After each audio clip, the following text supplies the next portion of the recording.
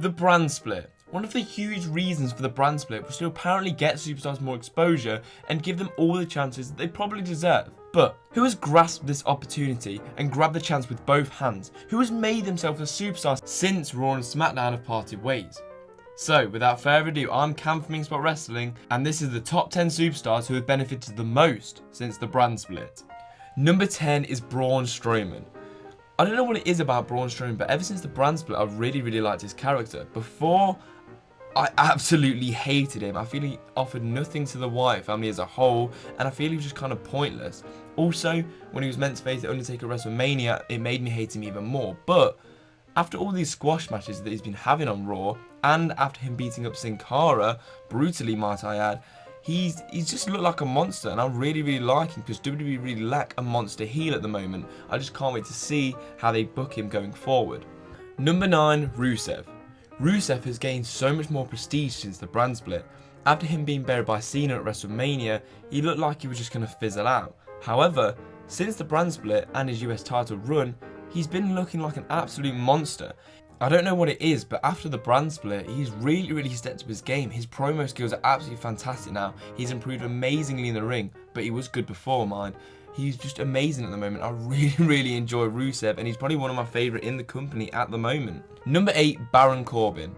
Well, I don't really know what it is about Baron Corbin. Like, he hasn't done anything significant since moving to the Blue brand. However, he just feels like such a bigger presence than he was before the brand split happened. You can tell that the WWE really want to push him in the near future as a really big heel, and you can kind of get that vibe from him. He has a really big presence about him every time you see him, and I'm just looking forward to see how they book him because I just think he looks really good since being on SmackDown.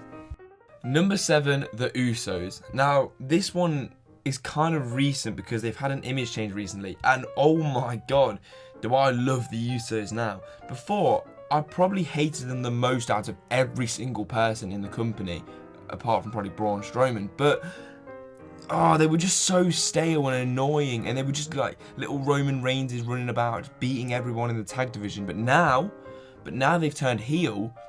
They're bloody amazing. Like, they're fantastic. They're little Roman Reigns running around beating people up, working on limbs. Granted, that is stealing from the Revival, but they're just been fantastic. They can wrestle heel very well. They can act very heelish. The fact that they've changed their style, like when they came out of Backlash with like the black trouser things on, and I think Jimmy or Jay, I don't know who's who, had the black vest on. They just looked heelish. They just looked like dicks. And I think that's really good, and I really like the Usos now, and I used to really hate them. Number 6 is Becky Lynch.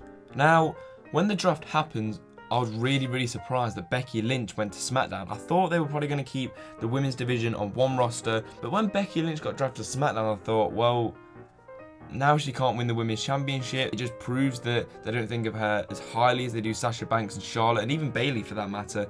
But now that she's won the SmackDown Women's Championship, she's now the face of that division on that roster, and she feels like such a bigger star for that.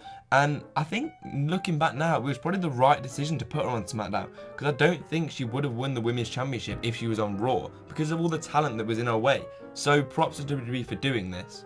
Number 5, Dean Ambrose. Now, there's no denying that Dean Ambrose's run as the WWE World Heavyweight Champion was a bit lackluster. He kind of portrayed a really goofy character that I couldn't really get behind. However, he does feel like a bigger star since being on SmackDown. Number 4, Kevin Owens. Yes, I know that Kevin Owens is probably only the Universal Champion because Finn Balor got injured. However, he is one of the main guys in WWE now. Who'd have thought that Kevin Owens or Kevin Steen would be at the top of the company this year? Since the brand split, he's looked absolutely amazing. Him with Jericho have been fantastic together. I really wanted to put Jericho on this list, but I just couldn't quite fit him in. Kevin Owens has been fantastic all year round. He's worked really hard on the main roster. He's worked really hard in NXT while I was there, and he worked really hard in the Indies, and he thoroughly deserves that Universal Championship. And he just looked fantastic since the brand split. Number 3, The Miz. When The Miz beat Zack Ryder on Raw to win the Intercontinental Championship, I was so annoyed. Like, I really liked Zack Ryder. I didn't really like The Miz at the time, and it just frustrated me that The Miz was getting this opportunity when I didn't think he was that good in the ring, and I didn't think he was that good overall. But Now he's on SmackDown, his whole thing with Daniel Bryan is absolute fantastic. He's really improved on the ring. His mic skills are as good as ever, and they were brilliant before. He's just looking like an absolute fantastic superstar, and he's probably the best heel that WWE have at the moment. The Miz is fantastic at the moment, and I never want him to lose that Intercontinental Championship. Number 2, and would you believe it, Mr. TNA AJ Styles is our World Heavyweight Champion. Not in a million years would I ever think this would happen. The fact that AJ Styles is at the top of the WWE, Mr. TNA, one of the face of the independent scene, one of the biggest stars from New Japan Pro Wrestling, is sitting atop of the biggest wrestling company in the world. Ever since AJ Styles was drafted to SmackDown, he's been absolutely amazing. His heel work has been fantastic. I really much prefer him as a heel than a face. And his promo skills have improved to no ends. He's been working with John Cena and Dean Ambrose, who are both fantastic on the mic.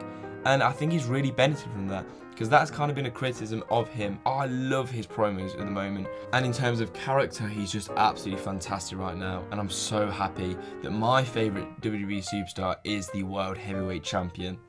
Number 1, and I don't think I need to justify it that much, and that's Heath Slater. The best thing about Heath Slater is that he's had to work for everything that he's got. He wasn't even drafted at the start of it, and now he's one of the best things about SmackDown. There's not much you can say on him because he's just, everything he does, he's just brilliant. And I just really like Heath Slater now. He's gone from a pointless jobber to one of the best things on one of the brands, and one of the reasons that I tune into SmackDown every week. Thank you, Heath Slater. I'm so happy that you've actually been signed to a brand now. Don't forget to like, comment and subscribe, and if you enjoyed this video, don't forget to check out our other videos, located on screen. Also, follow us on Twitter. I've been Cam from InkSpot Wrestling, and thanks for watching.